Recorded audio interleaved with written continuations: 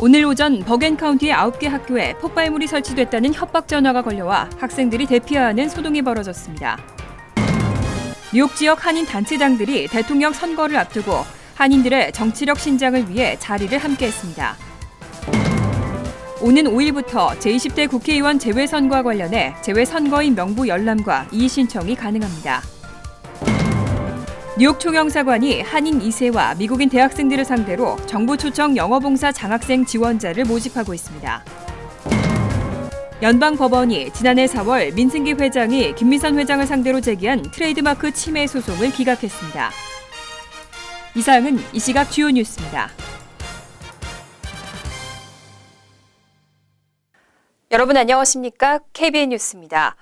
오늘 오전 버겐카운티의 9개 학교에 폭발물이 설치됐다는 협박 전화가 걸려왔습니다. 학생들이 긴급 대피하는 소동이 벌어졌지만 다행히 폭발물은 발견되지 않았습니다. 버겐카운티 셰리프국은 오늘 오전 잉그루드 파라머스 캐톨릭, 티넥 클립사이드 팍, 마와 월드윅, 해켄색, 포트리, 오라델 등 9개 학교에 폭발물 협박 전화가 걸려왔다며 학생들을 인근 안전한 장소로 대피시켰다고 밝혔습니다. 한인 학생들이 다수 재학 중인 포트리 고등학교 학생들에 따르면 오늘 오전 10시 15분경 긴급 대피 명령이 내려져 학교 인근에 위치한 아파트 건물 지하로 대피했습니다. 오전 11시경 출동한 경찰이 폭발물 탐지견을 동원해 3시간가량 수색을 했지만 별다른 징후를 발견하지 못했습니다.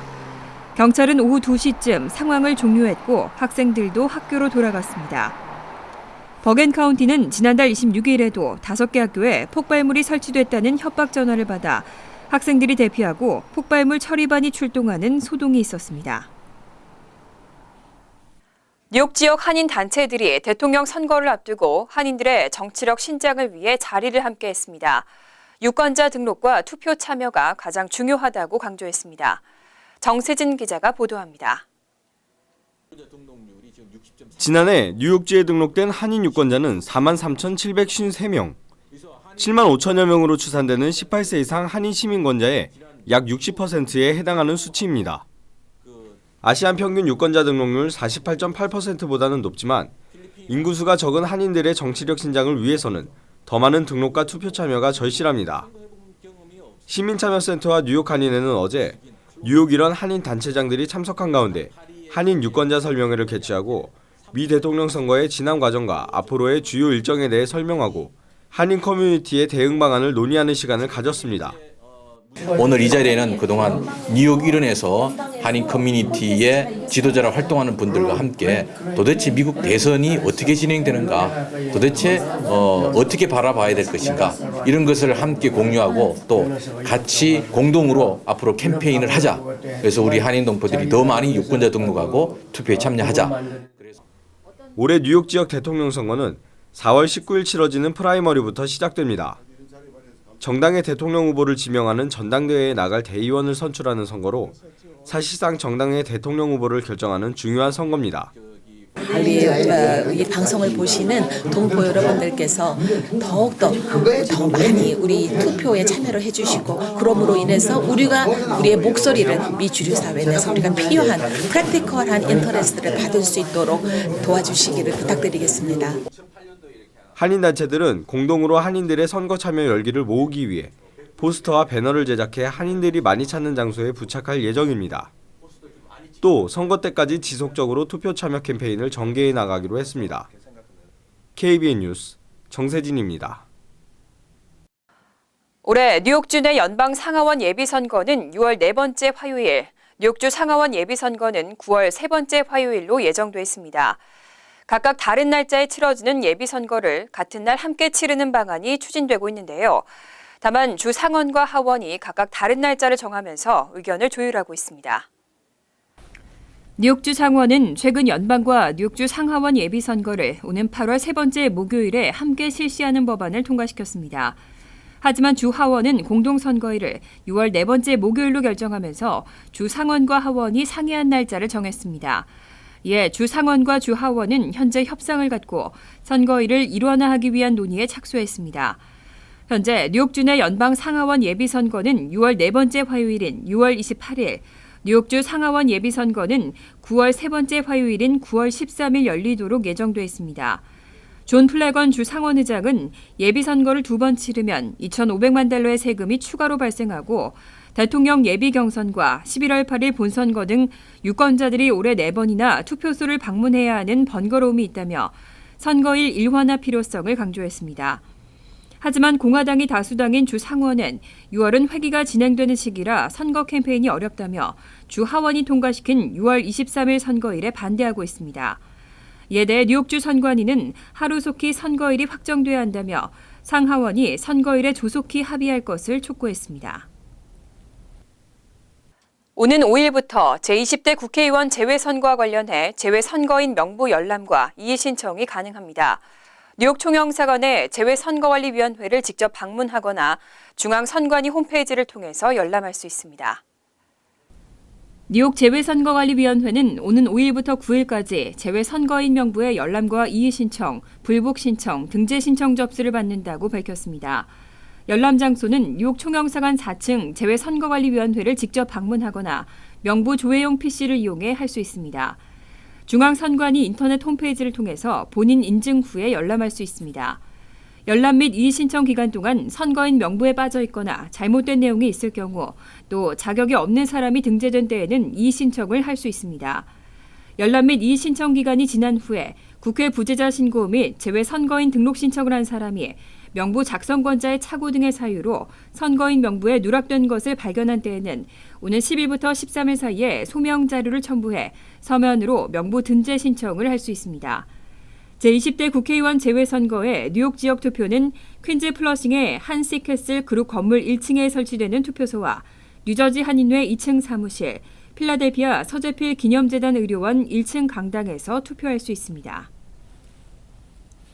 뉴욕 총영사관이 한인 2세와 미국인 대학생들을 상대로 한국에서 영어를 가르치고 한국어도 배울 수 있는 토크 프로그램 지원자를 모집하고 있습니다.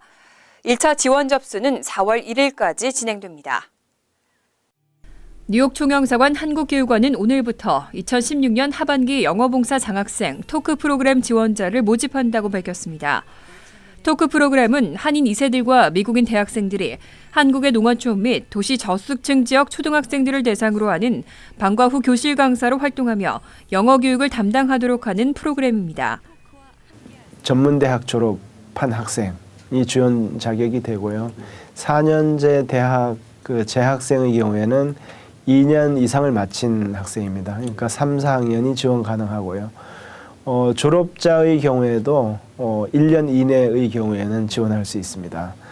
재외동포 자녀의 경우에는 대학교 1, 2학년 학생도 우리 지역의 경우에 미국에서 8년 이상 초중고를 다녔다면 지원 자격이 되겠습니다. 참가자에게는 월 150만 원의 장학금과 왕복 항공료, 한국 내 숙소, 의료보험 등을 제공하며 활동 기간은 6개월입니다. 2008년부터 시작된 토크 프로그램은 그동안 3,781명이 선발돼 소중한 교육 경험 및 한국 문화 체험의 기회를 가졌습니다. 특히 이 한국에 가서 한국의 맛있는 음식, 그다음에 그 유명한 K-팝, 그리고 이 한국인들의 삶의 모습 통해서 많이 배울 수 있었다. 그래서 이 문화를 배울 수 있었다는 그런 큰 소득이 있었다는 얘기 들은 적이 있고요. 이번에 모집하는 제17기 토크 프로그램의 1차 지원 마감은 4월 1일이며 최종 마감은 5월 27일입니다. 지난해 4월 민승기 회장은 김민선 뉴욕 한인 회장이 뉴욕 한인회 로고와 회장직을 도용했다며 연방법원에 트레이드마크 침해 소송을 제기했는데요. 뉴욕주 법원이 얼마 전 김민선 회장 승소를 결정하면서 연방법원도 민승기 회장의 소송을 기각했습니다. 리처드 설리반 판사는 민 씨 측이 연방법원 뉴욕 남부지법에 지난해 4월 30일 김민선 회장이 뉴욕 한인회 로고와 회장직을 도용했다며 제기한 트레이드마크 침해 제기 소송을 기각했습니다.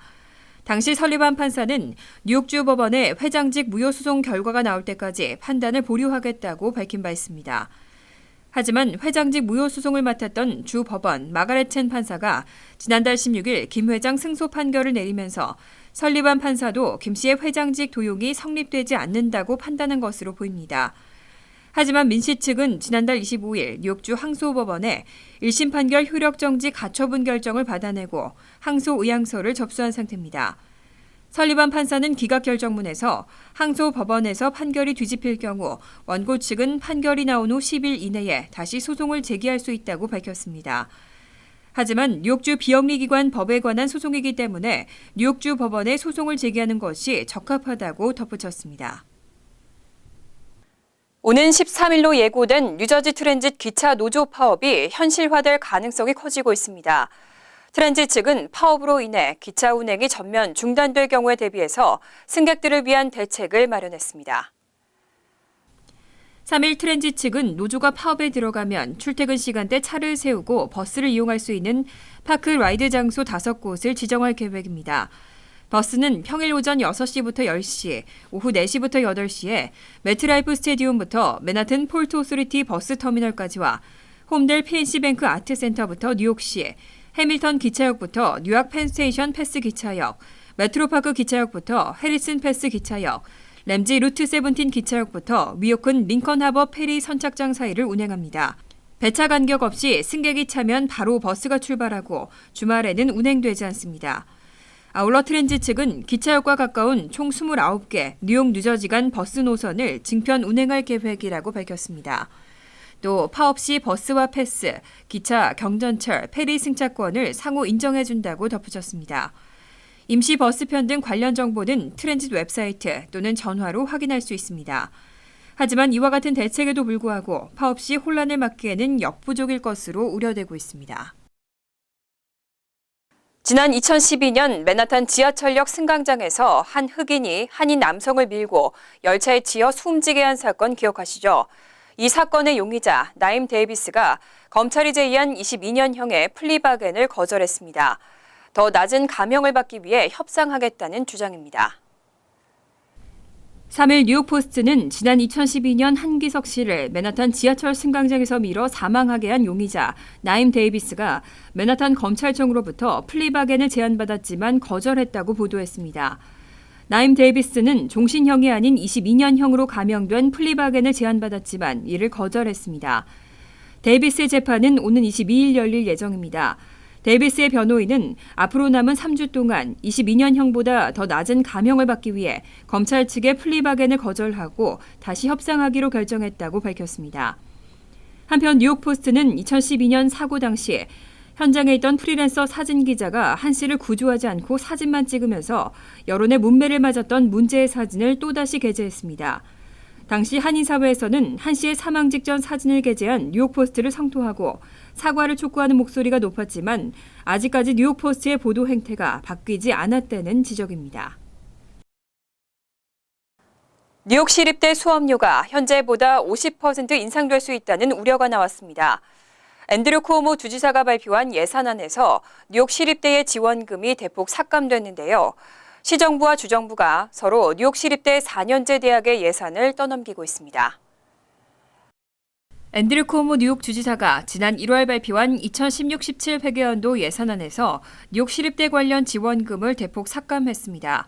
뉴욕시립대 측은 2일 열린 뉴욕시 의회 공청회에서 쿠오모 주지사가 삭감한 지원금 4억 8,500만 달러를 시정부가 대신 지급하지 않으면 수업료를 약 50% 인상할 수밖에 없다고 주장했습니다. 쿠오모 주지사는 예산안에서 뉴욕시립대 소속 4년제 대학들의 운영 지원금을 주정부가 아닌 시정부가 부담하라고 명시했습니다. 이에 빌 드블라지오 뉴욕시장은 납득할 수 없다며 모든 방법을 동원해 예산을 받을 것이라며 반발했습니다. 뉴욕시립대는 4년제 대학과 2년제 커뮤니티 칼리지, 일반 대학원과 의대, 법대 등으로 구성되어 있습니다. 이 가운데 뉴욕시는 2년제 커뮤니티 칼리지 운영 예산을 담당하고 나머지는 주정부가 지원하고 있습니다. 원래 모든 예산을 시정부가 담당하고 있었지만 지난 1970년대 대공황을 계기로 주정부가 예산 지원을 해왔습니다.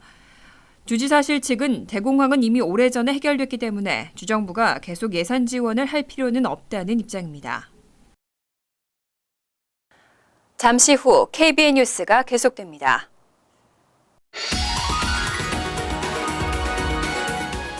이어서 LA 지역 한인사회 소식입니다. 글렌데일시가 스타벅스가 실시하고 있는 이브닝 프로그램에 비어 앤 와인 서비스에 제동을 걸었습니다. 지난 2일 실시된 도시계획위원회 공청회에서 시민들의 항소가 받아들여졌기 때문입니다. 자세한 내용 조한규 기자가 취재했습니다. 지난해 12월 10일 글렌데일시 몬트러스 쇼핑 디스트릭에 위치한 스타벅스 체인점에서 비어앤와인을 판매할 수 있도록 시 플래닝 히어링 오피서가 승인했습니다. 이에 이 지역 주민들은 즉시 글렌데일시 도시계획위원회에 비어앤와인 승인을 취소해달라는 청원서를 제출했고 어제 이에 대한 공청회가 열렸습니다. 우리 글렌데일시의 그 몬트러스 쇼핑몰에 쇼핑 스트립에 거기 호놀룰루 애비뉴에 이것은 이런 가족 분위기 또 커피 파는 이런 스타벅스 같은 커피숍에서는 비어앤와인이 적합하지 않다고 저희가 판단을 해서 12월 15일 날 허가 낸 거를 취소를 했습니다. 커피 체인 업체인 스타벅스가 현재 실시하고 있는 이브닝 프로그램의 일환으로 일부 체인점에서 비어앤와인 서비스를 제공하고 있습니다. 이미 남가주에서도 여러 군데의 체인점에서 이미 비어앤와인 서비스가 실시되고 있는 상황. 하지만 이번 글렌데일시의 결정으로 일단 제동이 걸렸습니다. 옳은 판단이 아닌 그릇 판단에 대해서 결정이 내렸다고 생각하면은 시의회에서도 그걸 다시 또 리버스하고 돌릴 수가 있습니다. 그래서 허락을 해줄 수가 있어요. 근데 거의 그런 사례들이 많지는 않습니다. 이창엽 위원장은 이번 결정으로 글렌데일시의 커미셔너 시스템이 시민들의 삶의 질을 위해서는 제대로 작동될 수 있다는 점을 보여줬다는 데 의미를 둘 수 있다고 강조했습니다. 그런 모든 요소들을 봤을 때 이것은 삶의 질에 향상이 되는 게 아니고 actually 나쁘게 만드는 영향이라고 생각했기 때문에 저희가 디나이시켰습니다. 스타벅스 이브닝 프로그램인 비어앤와인 서비스에 글렌데일시가 제동을 건 가운데 현재 서비스를 제공하고 있는 도시와 향후 서비스가 추진 중인 도시에 이번 결정이 어떠한 영향을 줄 수 있을지 최종 결정에 관심이 주목되고 있습니다. TVK 뉴스 조한규입니다. 월드리포트입니다. 체르노빌 원자력 발전소가 폭발한 지 올해로 30년이 됐습니다. 죽음의 땅이라던 이곳에서 야생동물이 번창하고 있는 것으로 확인됐습니다. 야생동물에게는 인간이 방사능보다 더 해로운 존재라는 말도 나오고 있습니다. 지난 1986년 사상 최악의 원전 사고로 기록된 체르노빌 원전 폭발 사고는 이 지역을 죽음의 땅으로 만들었습니다. 치명적인 방사능이 대량 유출되면서 발전소 인근 100여 개 마을은 유령 도시로 전락했습니다. 그런데 30년이 지난 오늘 사람이 떠난 자리를 다른 생명체가 채우고 있었습니다. 첫 번째로 눈에 띈 것은 때를 지어 눈밭을 거니는 야생말들. 멸종 위기종인 몽골 야생말입니다. 호기심 가득한 엘크와 사슴무리가 옹기종기 모여있고 야생 멧돼지와 늑대, 멸종 위기종인 스라소니도 보입니다. 폐허가 된 건물은 갈색 곰의 놀이터로 변했습니다. Стала возвращаться природа. И то есть животные уже не испытывают того пресса от человеческой деятельности, который они испытывают, в общем-то, по всей территории. 얼마 전엔 도로변까지 나온 여우가 취재진이 던져준 빵과 고기로 샌드위치를 만들어 먹는 영상이 화제가 되기도 했습니다. 체르노빌의 야생동물은 원전 사고 이전보다 훨씬 늘었고 특히 늑대의 경우 보호구역보다도 7배나 많이 살고 있는 것으로 조사됐습니다. 방사능 위험이 사라지려면 최소한 900년이 걸린다는 죽음의 땅에서 야생동물은 오히려 번창하고 있는 겁니다. 전문가들은 방사능보다 인간 활동이 자연에 더 해롭다는 사실이 증명됐다고 말합니다. People were doing farming, forestry, hunting and so on. And just living in the area would have an impact on the large mammals. 물론 방사능이 미치는 장기적인 영향을 무시해선 안 된다는 반론도 있습니다.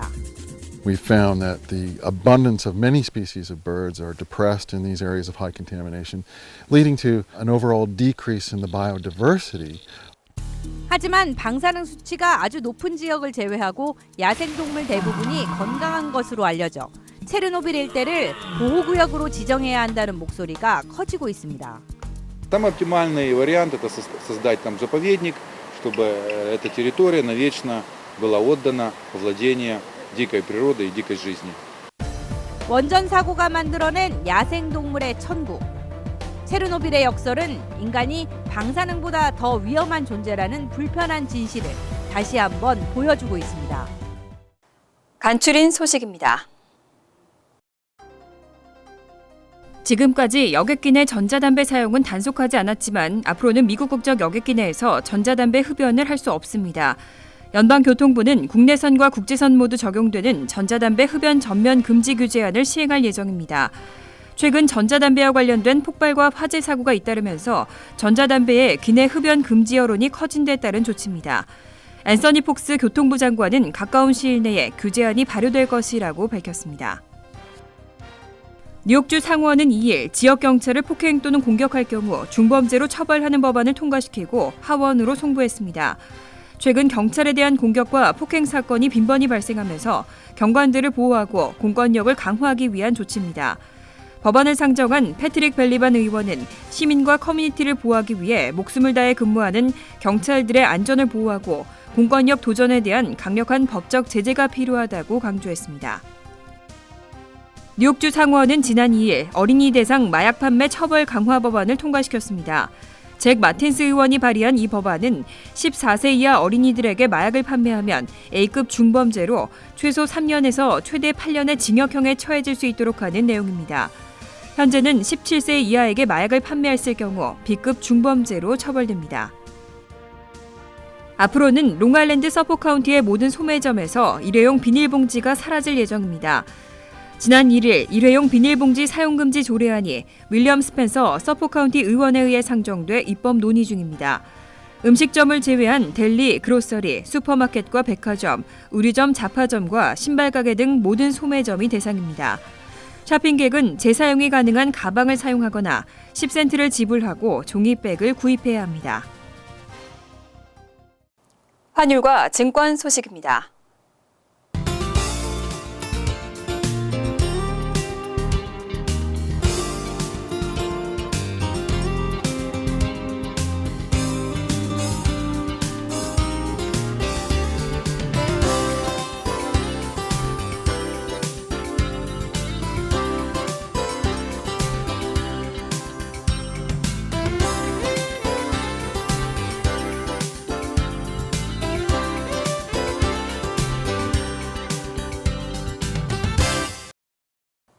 이어서 날씨입니다. 토요일은 점차 구름이 많아지겠고 밤늦게는 눈이 오는 곳이 있겠습니다. 낮 최고 기온은 43도, 섭씨 6도, 밤 최저 기온은 31도, 섭씨 영하 1도로 예상됩니다.